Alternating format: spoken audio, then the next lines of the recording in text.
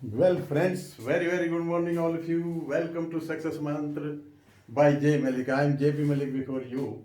Today we will discuss पहली बार घर खरीदना जरूरी टिप्स।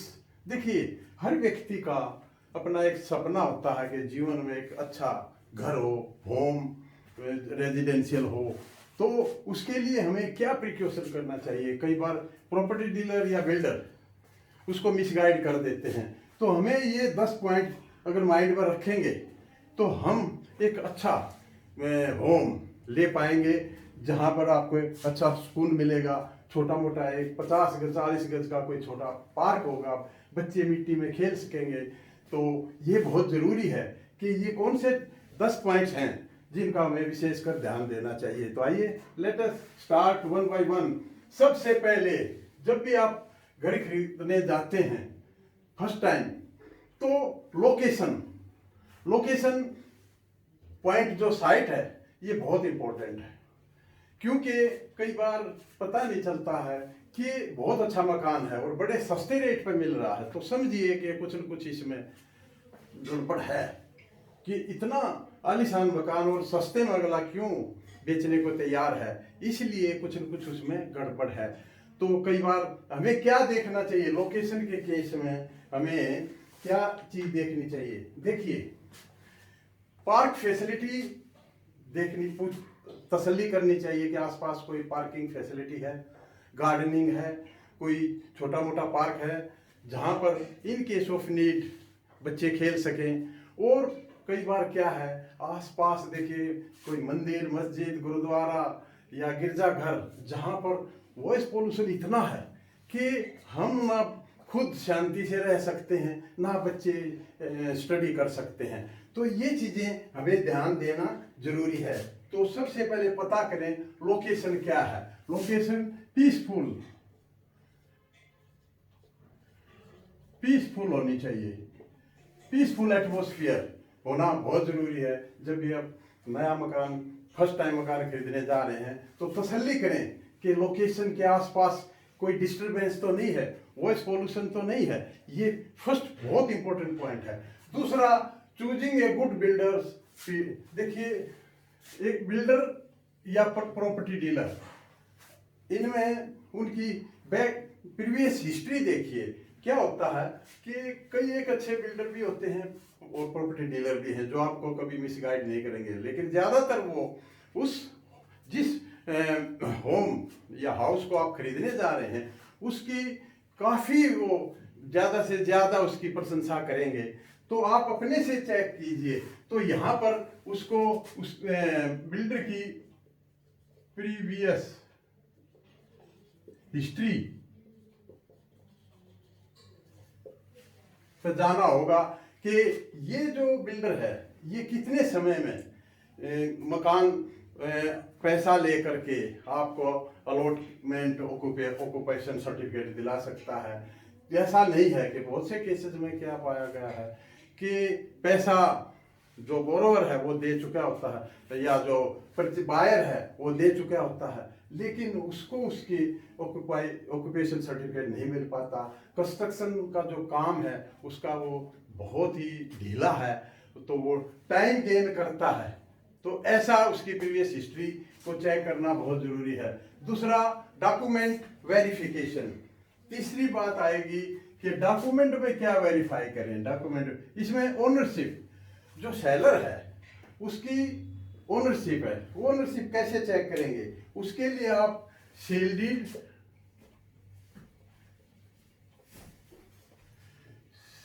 डीड वसीका नंबर से जो रजिस्टर्ड डीड जो भी बोलते हैं, तो वो एक बार ओरिजिनल देख लें कि उसके नाम में है। और म्यूटेशन सर्टिफिकेट, जहां पर एग्रीकल्चर लैंड होती है और वो बाद में उसको CLU लेकर के, चेंज ऑफ लैंड यूज का सर्टिफिकेट लेकर के बिल्डर उस पर रेजिडेंशियल फैसिलिटी प्रोवाइड करते हैं, तो उसमें म्यूटेशन बहुत जरूरी है। मेरा कहने का मतलब ये है, जहां भी म्यूटेशन की जरूरत है तो म्यूटेशन लें। क्योंकि म्यूटेशन में क्या दिक्कत है, अगर देखिए अगर कोई प्रॉपर्टी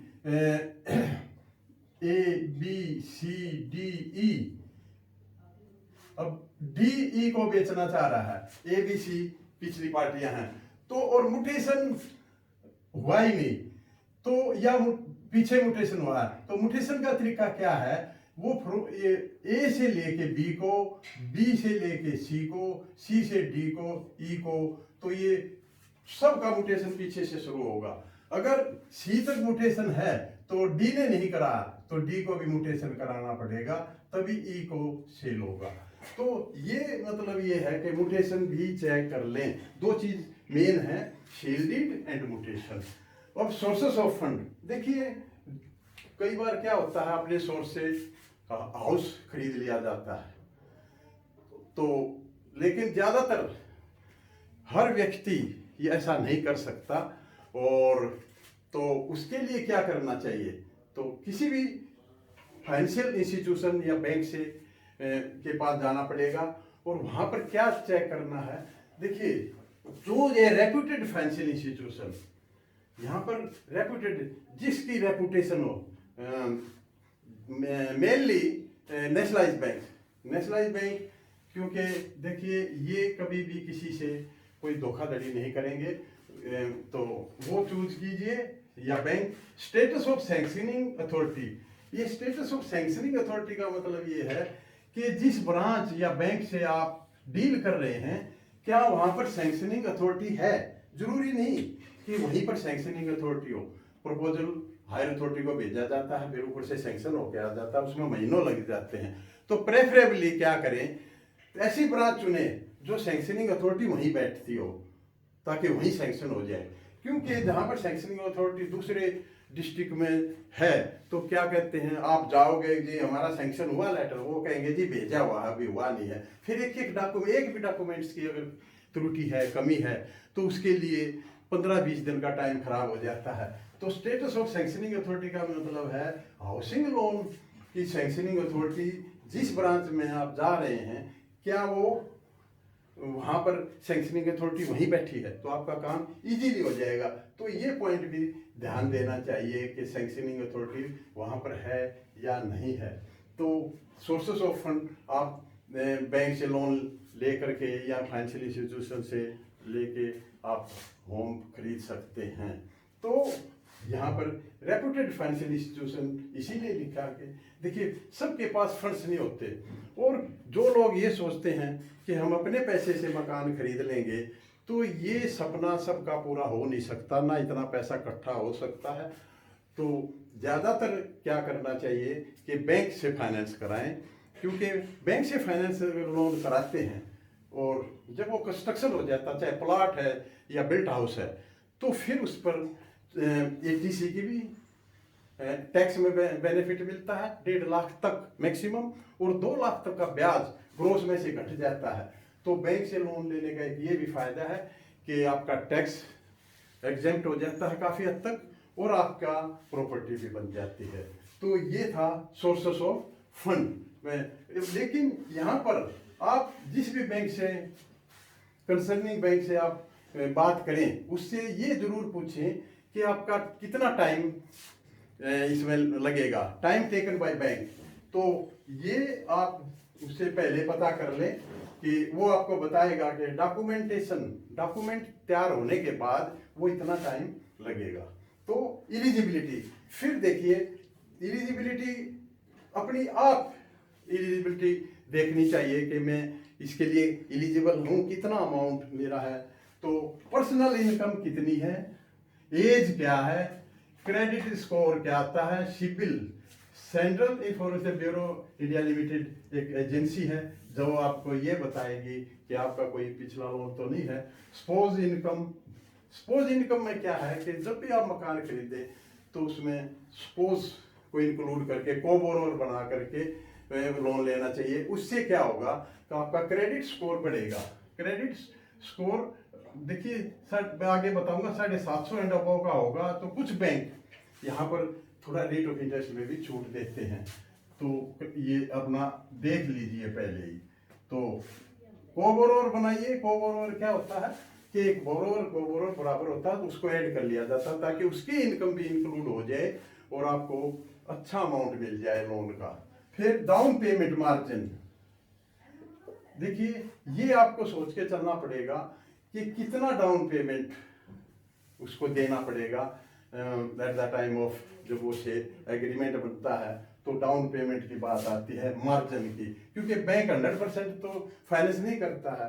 तो डाउन पेमेंट में वो क्या करेगा, बैंक करेगा 80% टू 90% तक बैंक फाइनेंस करते हैं। तो डाउन पेमेंट अब कितना बनेगा, वो बनेगा 10% टू 20%। ये आपको अरेंज करना पड़ेगा।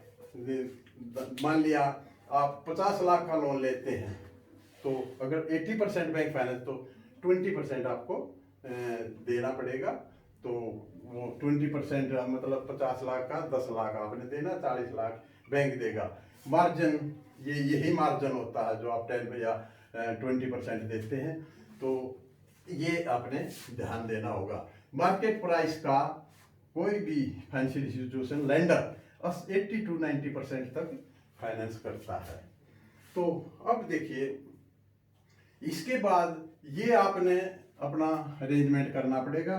फिर है rate of interest. Rate of interest क्या है, reducing system.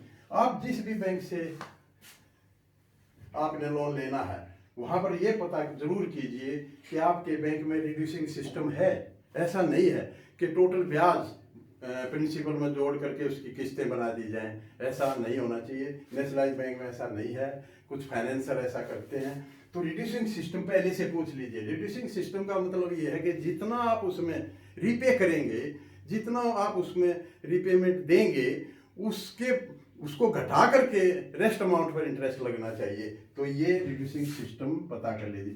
Credit score, credit score में देखिए 750 एंड अबव क्रेडिट स्कोर होना चाहिए। उससे कुछ बैंक रेट ऑफ इंटरेस्ट भी थोड़ा कम कर देते हैं अगर आपका स्कोर अच्छा है। तो फ्लोटिंग और फिक्स्ड ये आपको चूज करना पड़ेगा कि floating rate of interest choose करें या फिक्स्ड। देखिए फिक्स्ड हमेशा हायर मिलेगा, floating rate of interest he favourable रहता है, तो फ्लोटिंग को चूज करें। तो ये रेट ऑफ इंटरेस्ट के बारे में है। फिर pre payment charges. Pre payment charges का मतलब अगर आप समय से पहले, आपको एक 30 साल का या 25 साल का या 20 साल का टेन्योर दिया और आप उससे समय से पहले अदा करते हैं, तो क्या प्री पेमेंट चार्जेस लगेंगे? ये नहीं लगते हैं ज़्यादातर। तो आप ये पता कर लें पहले। और प्रोसेसिंग फीस, देखिए कोई भी लोन लेते हैं तो बैंक प्रोसेस करता है प्रपोजल को और उसमें प्रोसेसिंग फीस होती है। तो इस प्रोसेसिंग फीस से बचने के लिए आप पता करिए, कभी कभी बैंक फेस्टिवल बोनंजा देता है। उस फेस्टिवल नॉर्मली वो दीपावली या होली के आसपास होता है। तो अगर थोड़ा ही समय बचा है तो आप फेस्टिवल बोनंजा का फायदा उठाइए, जहां पर प्रोसेसिंग फीस माफ हो जाती है। और स्टैंप ड्यूटी, अब स्टैंप ड्यूटी का क्या है, और रजिस्ट्रेशन चार्जेस। रजिस्ट्रेशन चार्जेस 1% के लगभग होते हैं और ये वेरी करेगा स्टेट टू स्टेट। देखिए स्टैंप ड्यूटी में स्टैंप ड्यूटी क्या होती है, नॉर्मली 6, 7, 8 3% होते हैं। ये है फीमेल के लिए, ये मेल और फीमेल के लिए, और ये मेल के लिए। अगर लोन लेने वाला अकेला है, फीमेल है, तो 6% स्टैंप ड्यूटी सर्कल रेट का पता करके उस पर जो जितने की आप रजिस्ट्री करा रहे हैं उसका 6% स्टैंप ड्यूटी लगेगा और 1% रजिस्ट्रेशन चार्जेस। तो अगर एक मेल है और एक फीमेल है, दो बारोर मिल करके लोन लेते हैं तो 7% लगेगा, और अगर मेल लेता है तो 8% ब्याज है। ये वेरी होता रहता है, from state to state differ करता है। तो ये स्टैंप ड्यूटी के चार्जेस भी आपने अपने पहले कैलकुलेट कर लिए, अपना बजट बना लिया। क्योंकि देखिए जब भी लोन ले, डू होमवर्क, ये होमवर्क अवश्य करें, तभी आप अपने आप को देखिए ना तो ज्यादा बर्डन पड़ेगा और ना आप ऐसा है कि आप लोन नहीं ले पाएंगे। तो आप अपना पहले बजट बनाइए। तो ये इसलिए इसके लिए होमवर्क करना है और ये 10 पॉइंट ध्यान देनी है। अब टेनर ऑफ लोन का कितना रिपेमेंट सिस्टम, देखिए टेनर जो होता है वो उसमें आप 15 साल का भी रख सकते हैं, 20 साल का भी, और 25 का भी और 30 का। ये आपकी age up to the age of 70 years, जब तक कोई बॉरोवर 70 साल तक का जितना समय बचा है उतने का आपका रीपेमेंट बनता है। ये है ना, जैसे चूज मैक्सिमम टेन्योर, आप मैक्सिमम टेन्योर लीजिए। ज़्यादातर व्यक्ति आते हैं लोन लेने वाले, वो कहते हैं जी मैं तो 10 साल में इसको पूरा करूंगा, 15 में ही कर दूंगा, 5 में कर दूंगा। देखिए आपने अपने घर के खर्चे भी मेंटेन करने हैं, और अगर आपने टाइम कम रखा तो जो इंस्टॉलमेंट आएगी, ईएमआई, वो हायर आएगी। और हो सकता है कोई ऐसा आपका हिसाब बन जाए कि ऐसी कोई कुछ भी ऐसी स्थिति बन जाए कि आप ईएमआई पे ना करें और आपका खाता एनपीए हो जाए, 2% पेनल इंटरेस्ट भी लगना शुरू हो जाए और आपका क्रेडिट स्कोर भी डाउन जाएगा, आपका जो लाइन ऑफ रिकॉर्ड है वो भी खराब हो जाएगा। तो इसलिए आप डॉक्यूमेंट में मैक्सिमम टेनर चूज करो, जितना मैक्सिमम एप्लीकेबल है अकॉर्डिंग टू एज के हिसाब से ज़्यादा से ज़्यादा कहो कि उससे छोटी किस्त आएगी, और जो छोटी किस्त आएगी वो इजीली पे कर सकते हैं। आप ज़्यादा पे करो ना। देखिए ईएमआई जो बनती है वो एक रास्ता है, ये नहीं है कि वो आपने उतना पे करना, उससे ज़्यादा आप कर सकते हो, क्योंकि रिड्यूसिंग सिस्टम है मैंने बताया। तो आप टेनोर जो यूज करें, डॉक्यूमेंट में टेनोर, पूरा टेनोर जो आपको मिलता है, जो आपके एज के हिसाब से फिक्स होगा, मैक्सिमम उसको चूज करें। लेकिन आप उसको कम से जल्दी उस लोन को रीपे करेंगे तो आपको ब्याज का फायदा होगा और आपका खाता एनपीए नहीं होगा। अब ईएमआई कैलकुलेशन कैसे करें? देखिए इसका एक सरल तरीका है। मान लिया सपोज इफ 50 लाख का लोन है और एट द रेट 10% है और पीरियड है फॉर 20 ईयर्स, ये है। तो इसमें क्या है, ज़्यादातर ये लेते हैं। तो 50 लाख का मतलब आपने 50 लाख का लोन लिया तो किस्त 25,000, इसकी आधी 1000, 25 लाख इसकी 50 लाख की जगह 25,000 इस किस्त आएगी। नहीं सॉरी, तो 10% जैसे है तो इसकी जो आएगी किस्त वो 10% 20 ईयर्स की, तो 25,000, हजार 50 लाख की, नहीं सॉरी, ये आएगी 50,000, जितना लाख उतना हजार, तो ये 50,000 की। वैसे एक्चुअल किस्त आएगी एक्चुअल 48,250 की, लेकिन आप हायर साइड मान के चलिए। इसी तरह मान लिया आपने 60 लाख सॉरी 60 लाख का लोन लिया, तो 10% में मान के चल रहा हूं, ये हायर साइड है, 10% से कम ही ब्याज होगा। लेकिन आप अपने से कैसे कैलकुलेट करें, जैसे 60 लाख आपने लोन लेना है तो इसकी किस्त 60 लाख की 60,000 आ जाएगी। मतलब ये है कि जितने लाख का लोन है उतने हजार की किस्त मान के चलिए मोटा मोटी। हाँ, अगर आप यहाँ पर 25 साल का करेंगे तो ये 45,000 के करीब आ जाएगी, 30 साल का करेंगे तो 42 के करीब आ जाएगी। लेकिन देखिए कई एक खर्चे होते हैं, हम हायर साइड चल के ही हमें कैलकुलेट करना चाहिए। तो मैं एक बार ये फिर क्लियर करना चाहूँगा कि आप किस्त वर्बली कैसे कैलकुलेट करें। तो सपोज 80 लाख का लोन है, 80 लाख, तो रफली आप समझिए 80,000 की किस्त आएगी। 70 लाख है तो 70,000 की किस्त आएगी। ये मान के चलिए, थोड़ा ऊपर नीचे होगा, ये एग्जैक्ट नहीं है, लेकिन ये हायर साइड मैंने बताया। 70 लाख पर 70,000, 80 लाख पर 80,000, इस तरह ईएमआई आप रफली कैलकुलेट मन में करके चल सकते हैं, क्योंकि ये ज्यादा रहेगी। और ईएमआई कभी भी ज्यादा देने में कोई नुकसान नहीं है। कुछ लोग ईएमआई पे अड़े रहते हैं कि ईएमआई इतनी जा चुकी, मेरा खत्म नहीं हुआ। देखिए जैसे रेट ऑफ इंटरेस्ट है, कई बार रेपो रेट से कनेक्टेड होता है। रेपो रेट वो रेट होता है जिसे कॉमर्शियल बैंक आरबीआई से लेते हैं। जैसे आजकल रेपो रेट जो है, रेपो रेट 6.5% है, ये तो बैंकों को मिलता है इस रेट पे। तो इसमें 2 या 2.5% बैंक भी अपना मार्जिन रहेगा, तो ये 9% के करीब पड़ता है। तो ये घटता बढ़ता रहता है। इसलिए ईएमआई जो बनाई जाती है, जरूरी नहीं वो ईएमआई फिक्स ही रहे, वो घट बढ़ सकती है। आपने ईएमआई को कुछ नहीं समझना है, आपने सिर्फ ये समझना है कि हमने इसको ज़्यादा ज़्यादा इसमें एडवांस पेमेंट करके, रीपेमेंट करके, खाते को जल्दी बंद करके ब्याज बचाना है।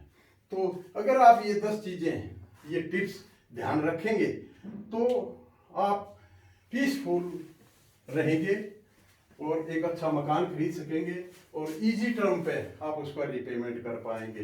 तो दिस इज ऑल अबाउट, पहली बार घर जब खरीदते हैं उसके लिए ये 10 चीज़ें ध्यान रखनी चाहिए।